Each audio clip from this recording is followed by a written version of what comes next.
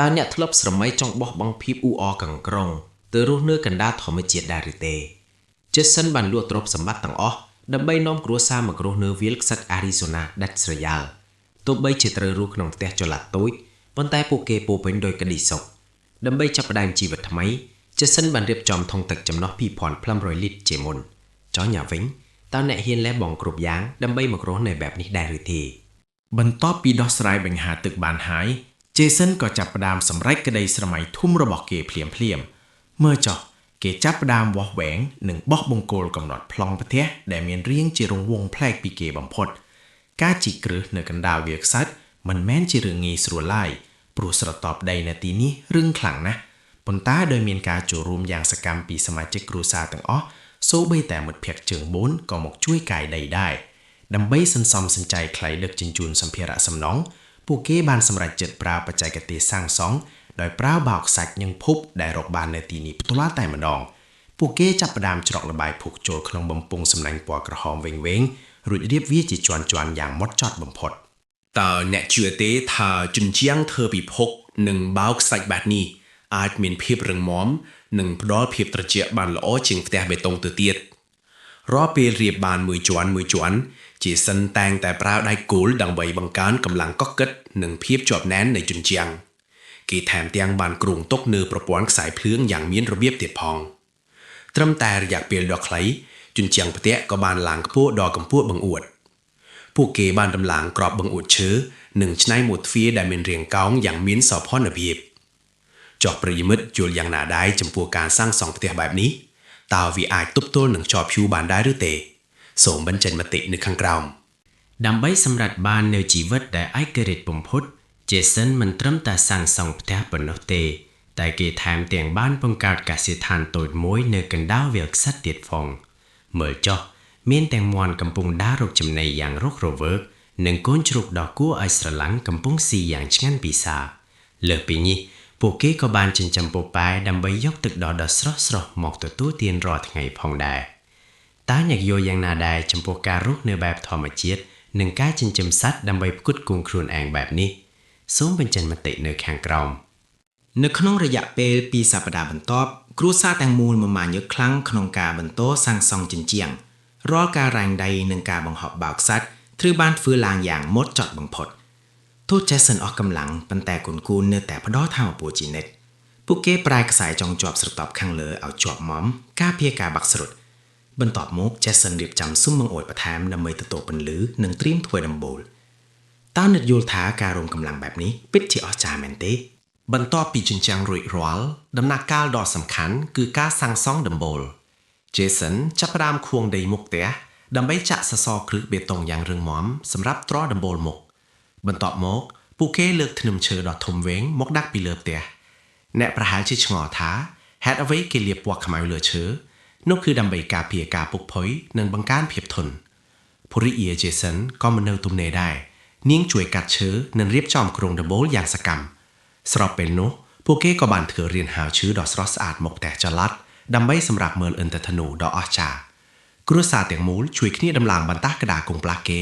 រួចក្រាលស្រទាប់ការពារជម្រាបទឹកមុននឹងប្រក់សង្កសីយ៉ាងស្អាតតើអ្នកយល់ថាដំបូលនេះរឹងមាំទេចូលធ្វើមតិខាងក្រោមឥឡូវនេះផ្ទះចាប់ផ្ដើមចេញជារូបរាងហើយប៉ុន្តែវានៅតែជាថង់ខ្សាច់នៅឡើយ Jason និងគ្រួសារបានចាប់ផ្ដើមបូកជញ្ជាំងខាងក្រៅដោយប្រើល្បាយភក់លាចម្បាំងស្ងួតនេះជាបច្ចេកទេសបុរាណដែលផ្ដល់ភាពត្រជាក់និងរឹងមាំបំផុត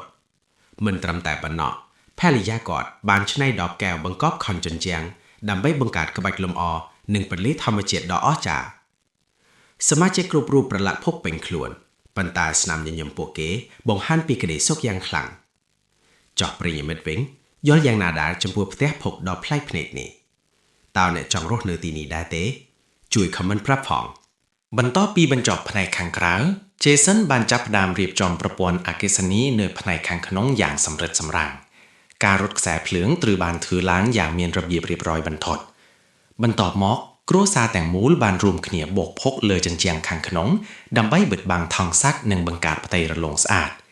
សកម្មភាពនេះទាមទារភាពអត់ធ្មត់ខ្លាំងណាស់ដើម្បីឲ្យផ្ទះមើលទៅកក់ក្ដៅនិងគួរឲ្យរស់នៅតើអ្នកយល់យ៉ាងណាដែរចំពោះការរៀបចំដ៏ហ្មត់ចត់នេះ ឥឡូវនេះយើងមកមើលការរៀបចំពីដានវិញម្ដង Jason និងគ្រួសារបានដាក់សម្លេងការពារកម្ដៅចន្លោះធ្នឹមដំបូលដើម្បីធានាភាពត្រជាក់ក្នុងផ្ទះបន្ទាប់មកពួកគេបានជួយគ្នាលើកបន្ទះក្តារបន្ទះមកបិទពីក្រោមយ៉ាងប្រុងប្រយ័ត្នរាល់ការកាត់តម្រឹមតាមជ្រុងនីមួយៗនៅត្រូវបានភឿឡើងយ៉ាងហ្មត់ចត់បំផុតនៅពេលលាបប្រេងរលោងសម្រាប់ឈើក៏លេចចេញមកយ៉ាងស្អាតប្លែកភ្នែកតែអ្នកទាំងអស់គ្នាចូលចិត្តការរចនាបែបធម្មជាតិនេះទេ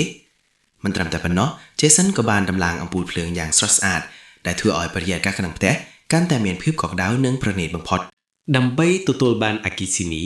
Jason បាននាំយកផ្ទាំងសូឡា30ផ្ទាំងមកដំឡើងពួកគេជីករណ្ដៅយ៉ាងជ្រៅធ្វើគ្រឹះបង្គោលដែកឲ្យរឹងមាំបំផុតដែលអាចធន់នឹងខ្យល់ព្យុះខ្សាច់បានយ៉ាងងាយ